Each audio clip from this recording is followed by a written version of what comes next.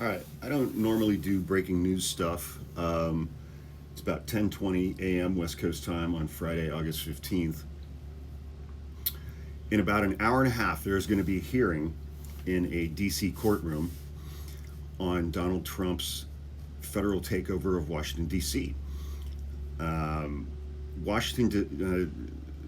attorney representing Washington, D.C., the Attorney General Brian Schwab, filed a lawsuit this morning against the Trump administration over its hostile takeover of the city, with more than 1,500 federal troops currently patrolling the city's streets, making arrests, photographing young black men as they're being arrested on the streets before they've been convicted of anything.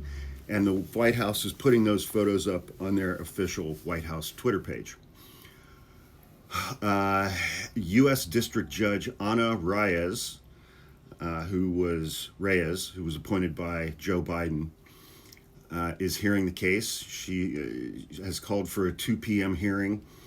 The district, Washington, D.C., has filed an emergency request to reclaim control of its police department. This is as reported by Politico reporter Kyle Cheney on Twitter. If you're not following him, you should be.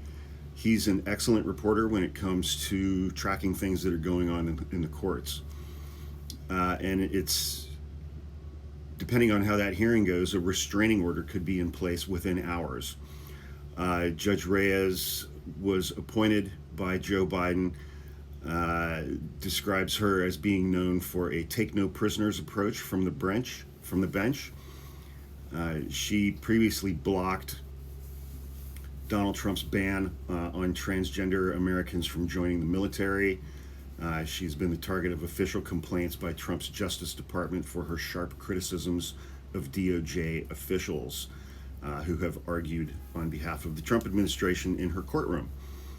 As part of Trump's federal takeover of Washington, D.C., Attorney General Pam Bondi has appointed Terry Cole, the head of the Drug Enforcement Administration, as emergency police commissioner after she stripped the current police commissioner, who's black, of all of their power and job responsibilities, and placed Terry Cole in charge of the city's Metropolitan Police Department. The federal government's efforts to take control of a local police agency, however, far exceed its authority, argued the D.C. Attorney General, who called it the greatest threat that Washington, D.C. has ever faced. Quoting, "This is an affront to the dignity and autonomy to the 700,000 Americans who call Washington, D.C. their home. Our office will go to court to block these unlawful orders and maintain the Metropolitan Police Department under the control of Washington, D.C. officials. We have no choice but to stand up for Washington, D.C. residents' rights and safety." So, as I said, that hearing is going to take place at 2 p.m. Eastern Time in Washington, D.C., in front of Judge Anna Reyes. And it's going to be something to keep an eye on today. So, hour and a half.